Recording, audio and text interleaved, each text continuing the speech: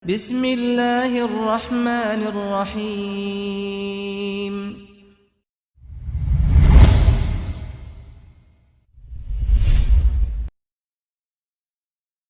warahmatullahi wabarakatuh. Alhamdulillahi rabbil alamin wa bihi nasta'inu ala umurid dunya waddin. Ashhadu an la ilaha illallah wahdahu la syarika lah wa huwal malikul haqqul mubin wa ashhadu anna Muhammadan abdullahi wa rasuluh al-mab'uts rahmatan lil alamin. Salawatullahi rabbi wa salamuhu wa barakatuhu alaihi wa ala alihi wa ashabihi ajma'in wa man tabi'ahum bi ihsanin ila yaumiddin.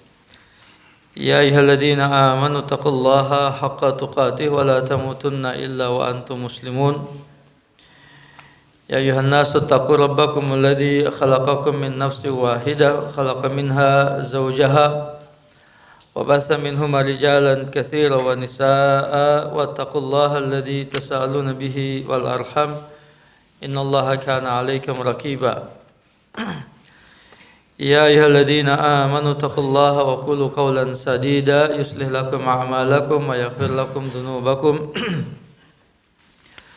ومن يطع الله ورسوله فقد فاز فوزا عظيما ثم أما بعد فإن أحسن الحديث كتاب الله وخير الهدي هدي نبينا محمد صلى الله عليه وآله وسلم. Ikhwani wa akhwati al-ahibba rahimani wa rahimakumullah. Jamaah salat zuhur Masjid Al-Ahnaf yang dimuliakan oleh Allah Subhanahu wa taala. Alhamdulillah, segala puja dan puji bagi Allah Subhanahu wa taala, Rabb semesta alam tak ada sekutu baginya, yang telah melimpahkan pada kita berbagai nikmatnya, rahmat dan karunia-Nya, keberkahan, keutamaannya, dan nikmat-nikmat Allah lainnya sangat banyak, tidak terhingga, tidak terbilang. Semoga kita semua dapat mensyukuri nikmat-nikmat Allah itu dengan cara menggunakannya untuk ibadah kepada Allah Subhanahu wa taala. Tidak lupa selawat dan salam kita limpahkan, kita haturkan ke hadirat baginda Nabi Muhammad sallallahu alaihi wasallam beserta keluarga beliau, sahabat beliau, dan umat beliau hingga akhir zaman. Para jemaah yang dimuliakan Allah Subhanahu wa taala,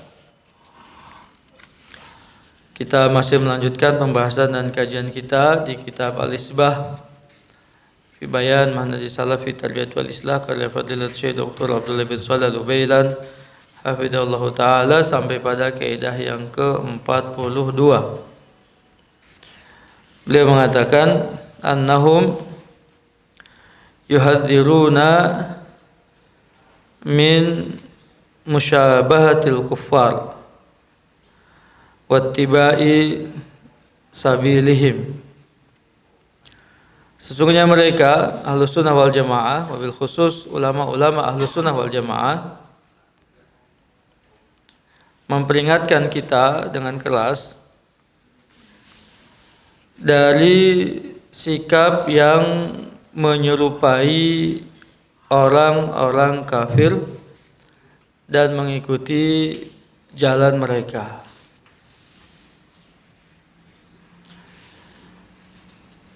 Jadi ada larangan ternyata ya untuk mengikuti, menyontoh atau mencontoh dan menyerupai orang-orang kafir dengan semua yang ada pada mereka berupa kebiasaan-kebiasaan, tradisi-tradisi, cara-cara hidup mereka, dan semua yang menjadi kekhususan bagi mereka, wabil khusus dalam masalah-masalah keagamaan. Karena sebahagian orang mencoba untuk meremehkan hal ini dan mencari-cari dalil ataupun dalih ya, bahwa tidak mesti seperti itu, bahkan dalam banyak kehidupan kita sudah tidak ada lagi perbedaan antara si muslim dengan non-muslim. Contoh yang biasa diangkat adalah menggunakan safari dan jas. Gitu. Katanya sebagian teman-teman yang mutasyaddid, ya, ekstrim dalam masalah ini,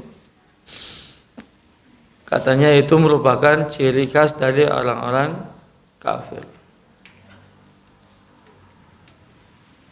Ternyata tidak benar kan? Ya, pakaian itu sudah milik umum, ya, bukan kekhususan lagi bagi mereka, sehingga kita menyerupai mereka.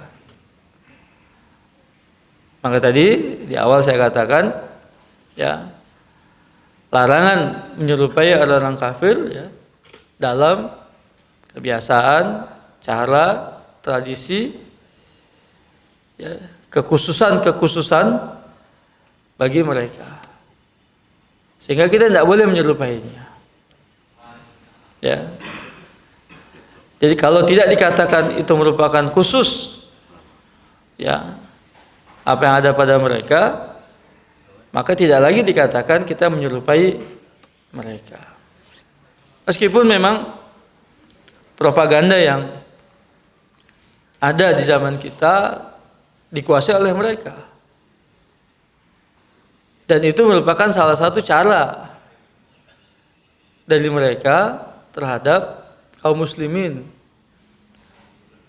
untuk kaburnya dan hilangnya batas-batas perbedaan antara si muslim dengan non-muslim.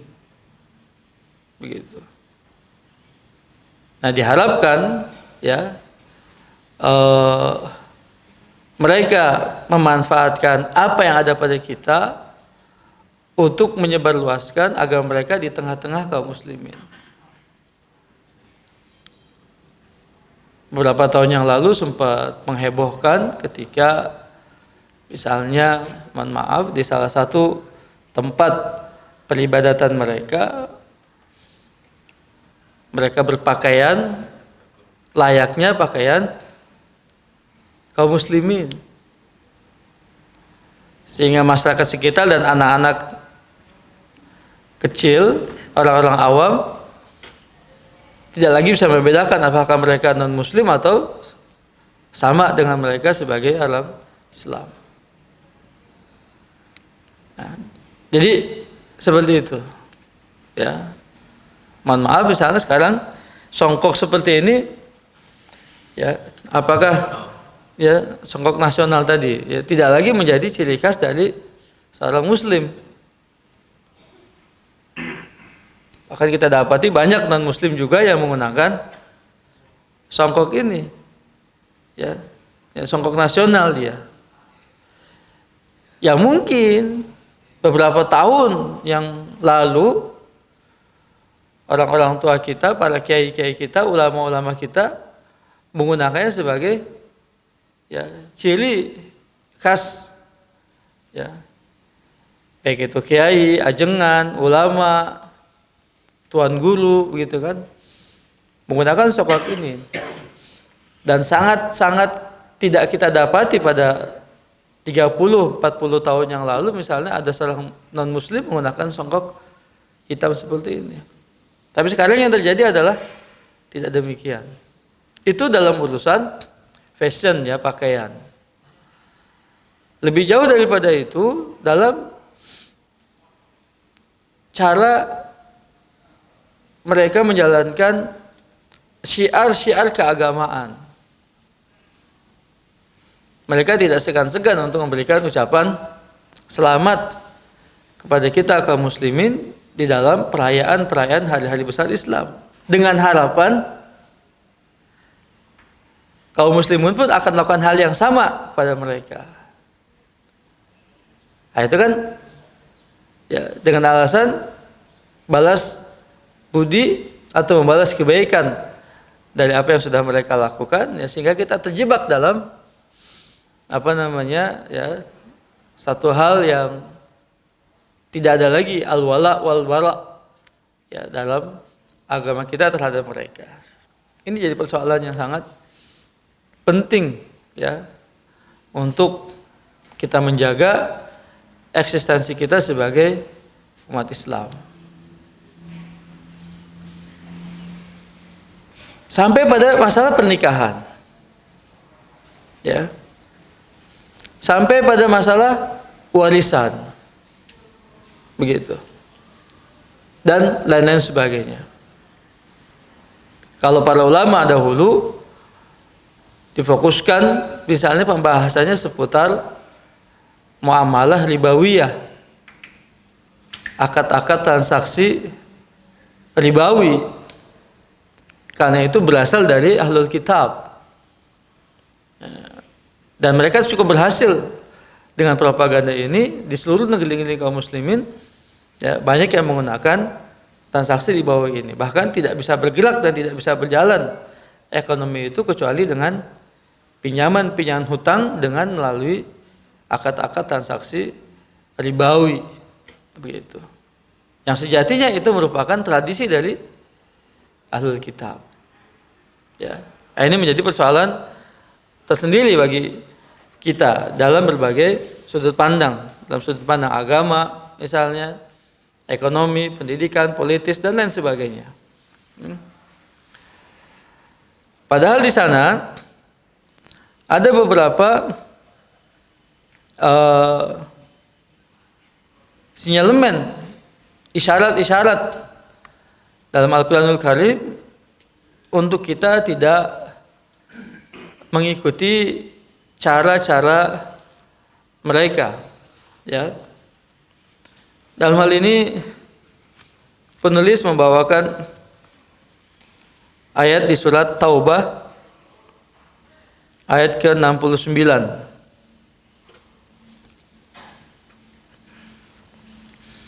Surat At-Taubah ayat 69. Allah berfirman, "A'udzubillahi minasyaitonirrajim.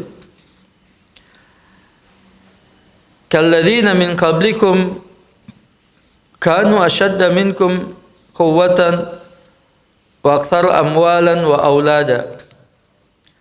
Fastamta'u bi khalaqihim fastamta'tum bi khalaqikum kama istamta'a alladziina min qablikum bi khalaqihim wa khudtum kalladzi khadu.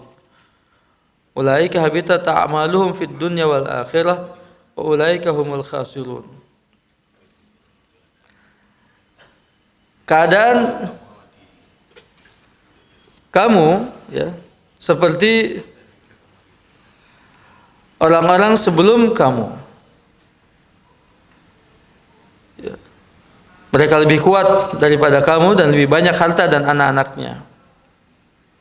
Maka mereka telah menikmati bahagiannya dan kamu telah menikmati bahagianmu sebagai mana orang-orang yang sebelummu menikmati bahagiannya. Dan kamu mempercakapkan hal-hal yang batil sebagaimana mereka mempercakapkannya. Mereka itu sia-sia amalnya di dunia dan di akhirat, mereka itu orang-orang yang merugi. Jadi ayat ini berbicara tentang keadaan orang-orang munafik dan orang-orang musyrik, ya, yang mana mereka mengikuti kebiasaan dan tradisi yang ada ya di tengah-tengah umat sebelum kita. Dan orang-orang munafik serta orang-orang musyrik itu senang untuk membicarakan hal-hal yang batil, sebagaimana juga yang terjadi di tengah umat-umat sebelum kita.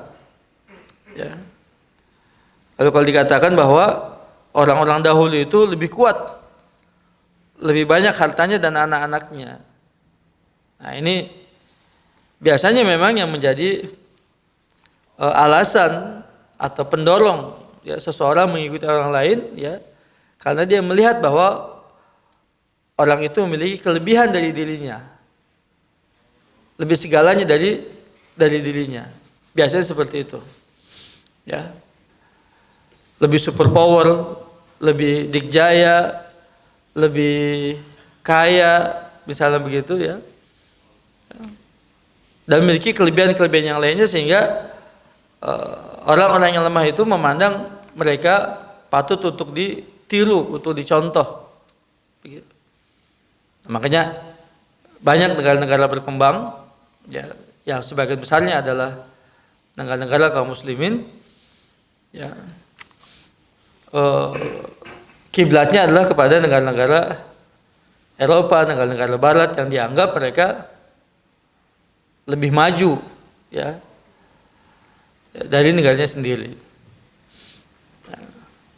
Lalu dijerat dengan hutang-hutang, dengan adanya klausul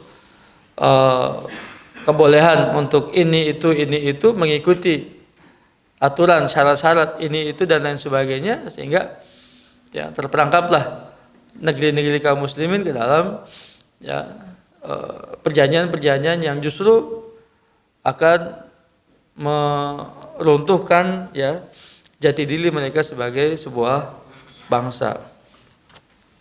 Ini yang harus kita perhatikan dan harus kita waspadai tentang sikap-sikap yang seperti ini. Allah Subhanahu wa taala mengisyaratkan di surat Al-Baqarah ayat 120 tentang bagaimana mereka berupaya keras agar kita mengikuti tradisi dan cara-cara mereka. Allah mengatakan, a'udzubillahi minasyaitonirrajim. Walan tarda ankal yahudu walan nasara hatta tattabi'a millatahum. Qul inna hudallahi wal huda. Wa la in ittaba'ta ahwa'ahum ba'da alladhi ja'aka minal ilmi ma laka minallahi min waliyyin wala nasir. Dan orang-orang Yahudi dan Nasrani tidak akan rela kepadamu, hai Muhammad, sebelum kamu mengikuti agama mereka. Katakanlah sesungguhnya petunjuk Allah itulah petunjuk yang sebenarnya. Dan jika engkau mengikuti keinginan mereka setelah ilmu kebenaran sampai kepadamu, tidak akan ada bagimu pelindung dan penolong dari Allah Subhanahu wa taala. Mereka berupaya tadi sekuat tenaga, ya, semaksimal mungkin dengan sumber daya yang ada pada mereka, ya, kekuatan finansial mereka, kekuatan media mereka, kekuatan propaganda mereka, dukungan negara-negara adidaya yang lainnya terhadap mereka, ya, sehingga mereka memaksakan produk-produk mereka ke tengah-tengah negeri-negeri kaum muslimin, ya, sampai betul-betul kita mengikuti apa yang ada pada mereka. Ya, tapi ancaman Allah adalah bahwa jika kamu mengikuti keinginan mereka, maka Allah berlepas diri, ya, dari kita, tidak lagi menjadi penolong dan pembela kita. Waliyadzubillah. Dalam satu hadis Nabi sallallahu alaihi wasallam yang diriwayatkan oleh Bukhari dan Muslim dari Abu Hurairah radhiyallahu anhu dari Nabi sallallahu alaihi wasallam, dia bersabda, la ta'khudunna kama akhadatil umamu min qablikum dira'an bidra'in wa shibran bi shibrin wa ba'an bi ba'in hatta law anna ahadan min ulaika dakhala juhra dabbin la dakhaltumuh. Dalam riwayat yang lain dikatakan la tattabi'una sunana man kana qablakum.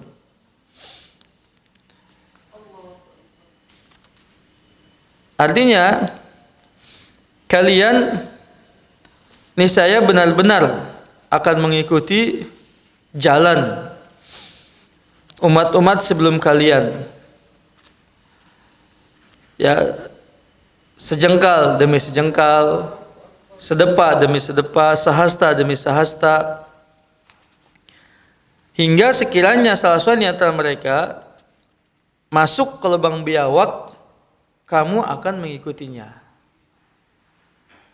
Dalam riwayat lain dikatakan la tattabi'una sunana man kana qablakum, kalian akan mengikuti sunnah-sunnah, cara-cara, tradisi-tradisi, kebiasaan-kebiasaan orang-orang sebelum kalian. Nah ini, kalau bahasa orang tua, latah katanya. Ya sekedar membeo saja, apa yang viral di barat diikuti di sini, gitu. Ya. Apa yang ngetren dari mereka diikuti di sini. Ya. Dalam riwayat yang lain banyak, sekiranya di antara mereka ada seorang anak menggauli ibunya, maka itu pun akan kalian lakukan. Ya, ternyata sudah luar biasa di kita. Ya, sudah sampai sejauh itu. Ya. Tadi tidak hanya sekedar dalam aspek atau dalam hal cara berpakaian, ya, cara pergaulan kita, ya, bermasyarakat kita, bermasa, bernegara kita, mengelola negara kita, misalnya sistem pemerintahan kita dan lain sebagainya. Tidak ada yang lepas dari ya apa yang diadopsi ya, dari mereka. Waliyadzubillah. Qala Abu Hurairah, "Iqra'u in syi'tum kalladina min qablikum kana ashadda minkum quwwatan al-ayah." Qala ya Rasulullah, kama sana'at Faris wa Rum ahlul kitab, qala fa hal nasu illa hum. Abu Hurairah mengatakan, jika kamu mau baca ayat tersebut di atas tadi di surat At-Taubah 69. Lalu para sahabat bertanya, "Ya Rasulullah, apakah seperti yang dilakukan oleh bangsa Persia, bangsa Romawi dan juga ahlul kitab?" Maka beliau mengatakan, ya tidak ada manusia yang lain ya kecuali mereka. Artinya pendahulu ya dari kita ya mereka. Imma mengikuti Persia, imma mengikuti Romawi, wa imma mengikuti ya ahlul kitab, Yahudi dan Nasrani. Gitu. Karena mereka lah umat-umat yang mendahului kita. Karena mungkin kita jauh ke belakang mengikuti umatnya Nabi Nuh misalnya. Ya, meskipun dia ada memang di umat kita ini yang mengikuti cara saja dan tradisi dilakukan oleh umat Nabi Nuh, yang mengikuti umatnya Nabi Lut misalnya, yang mengikuti ya umatnya Nabi Syuaib, Nabi Saleh misalnya, dan lain sebagainya. Dari semua ya pelanggaran syariat yang ada pada umat-umat sebelum kita, semua ada di zaman kita saat ini. Ya. Sekiranya karena bukan keutamaan umat Muhammad SAW, sudah barang tentu kita akan diazab seperti diazabnya umat-umat yang lalu. Gitu. Ya. Karena selalu para ulama mengingatkan pada kita, dengan melihat kondisi dan keadaan yang seperti itu, tidak ada cara lain bagi kita hari ini untuk selamat atau tertundanya azab Allah Taala kecuali dengan cara memperbanyak taubat dan istighfar. Ya. Ini penting nih Pak nih. Ya, kita ingatkan kembali ya, firman Allah Subhanahu wa taala di surat berapa? Surat Al-Anfal. Ya. Surat Al-Anfal ayat yang ke-33. Surat Al-Anfal ayat ke-33. Allah berfirman, "Wa ma kana Allahu liyu'adzibahum wa anta fihim. Wa ma kana Allahu mu'adzibahum wa hum yastaghfirun." Al-Anfal ayat 33. Dan tidaklah Allah menghukum mereka, mengazab mereka, selama engkau Muhammad berada di antara mereka. Jadi selama Nabi Muhammad SAW masih hidup, maka bangsa Quraisy itu tidak diazab oleh Allah Subhanahu wa taala. Seperti Allah mengazab umat-umat sebelum beliau ya kepada para nabi-nabi dan rasul-rasulnya. Ya kan? Lihat bagaimana bangsa Quraisy itu menindas, kemudian menganiaya, berbuat zalim sampai membunuh, bahkan mengusir nabinya, memerangi nabinya, melukai nabi dan lain sebagainya. Ya, mendustakan ayat-ayat Allah, lalu menuduh nabinya sebagai tukang sihir, penyair, orang gila, ya pemecah belah umat dan lain sebagainya. Semua ya tuduhan-tuduhan mereka itu seharusnya layak untuk mendapatkan azab Allah, tapi Allah tidak mengazabnya. Allah tidak mengazab bangsa Quraisy. Ya. Allah tidak menghancurkan gunung-gunung untuk menimpakan mereka, juga tidak. Ya. Allah juga tidak mengirim misalnya pasukan-pasukannya, ya angin, kemudian apalagi ya debu, lalu juga serangga-serangga untuk menghancurkan mereka, juga tidak. Allah juga tidak menggoncangkan bumi itu, membelah bumi itu lalu menenggelamkan mereka, juga tidak. Misalnya Allah juga tidak mengirim petir lalu suara yang memangkakkan telinga sehingga mereka mati, misalnya, juga tidak. Allah tidak mengazab ya bangsa Quraisy selama Nabi Muhammad SAW masih hidup. Ya. Nah, setelah beliau meninggal dunia, setelah beliau wafat, Allah mengatakan wa ma kana Allahu mu'adzibahum wa hum yastaghfirun, dan tidak pula Allah menghukum mereka sementara mereka masih memohon ampun, selalu beristighfar memohon ampun kepada Allah Subhanahu wa taala. Sehingga para ulama kita mengatakan tidak ada cara hari ini untuk menahan turunnya azab Allah pada kita kecuali memperbanyak taubat dan istighfar. Jadi sebenarnya kita berhutang nih. Kita berhutang budi kepada orang-orang yang selalu istighfar. Ya. Orang-orang tua, kakek-kakek, nenek-nenek yang masih datang ke langgar, ke musola, ke masjid, masih meramaikan masjid-masjid. Ya, isinya mereka kan. Lihat di kampung-kampung kita itu. Masjid isinya siapa? Musola, langgar isinya siapa? Ya. Orang-orang tua semua. Kakek-kakek, nenek-nenek sudah bungkuk-bungkuk itu, yang sudah penyakitan misalnya, ya. Yang ajannya nggak jelas suaranya misalnya, yang ngaji juga nggak jelas suaranya misalnya, ya. Ada tuanya, tapi mereka lah istighfar itu di belanggar-langgar, di musola-musola, begitu ya. Kemana anak-anak mudanya, kemana remajanya? Ya larut dengan tipu daya dunia melalui gadget mereka, dengan HP-HP mereka, ramai di mall-mall, gitu kan, tempat-tempat hiburan dan lain sebagainya. Masjid, musola, langgar kosong dari mereka. Itu lihat ya betapa ya sudah banyak kaum muslimin, terutama generasi mudanya, mengikuti tadi tradisi dan cara-caranya ya orang-orang kafir, sehingga jati diri mereka sebagai seorang muslim hilang, gugur. Ya sudah pupus itu, sudah luntur itu, begitu ya. Makanya majlis-majlis taklim, pengajian-pengajian, majlis-majlis ya ilmu misalnya, pesantren-pesantren ini jadi benteng-benteng ya terakhir dari kaum muslimin. Alhamdulillah kita di sini ya masya Allah ya. Ya saya sempat tadi ya, merenung luar biasa, kita setelah zuhur masih bisa berjamaah. Ya saya pekan lalu waktu hari Jumat itu ya ngobrol sama teman-teman yang sudah lebih senior ya. Saya di sini 2010 Pak ya, tahun lebih 2010 sampai 2023 nih, 13 tahun masih di waskita misalnya, duduk bareng sama-sama ngaji seperti ini satu keberkahan sendiri untuk kita ya. Nggak larut dalam pekerjaan duniawi kita, tapi juga kita mementingkan bagaimana kita ibadah kepada Allah Subhanahu wa taala. Ana kenal antum, antum kenal ana di majlis ta'lim. Tidak ada mengingat kita kecuali di majlis ta'lim. Kan gitu ya. Ini satu keberkahan yang harus kita syukuri sebenarnya. Nikmat seperti yang kita syukuri sebenarnya. Ya, apa jadinya kalau kita semata-mata bekerja lalu tidak ada pengajian, tidak ada salat-salat zuhur, salat-salat jamaah yang ditegakkan misalnya, apa pekerjaan seperti apa yang kita harapkan? Misalnya ya, di mana salat kita tidak bisa kita tunaikan, di mana ilmu agama kita tidak bisa kita raih, tidak kita dapatkan misalnya, akan hampa. Ya.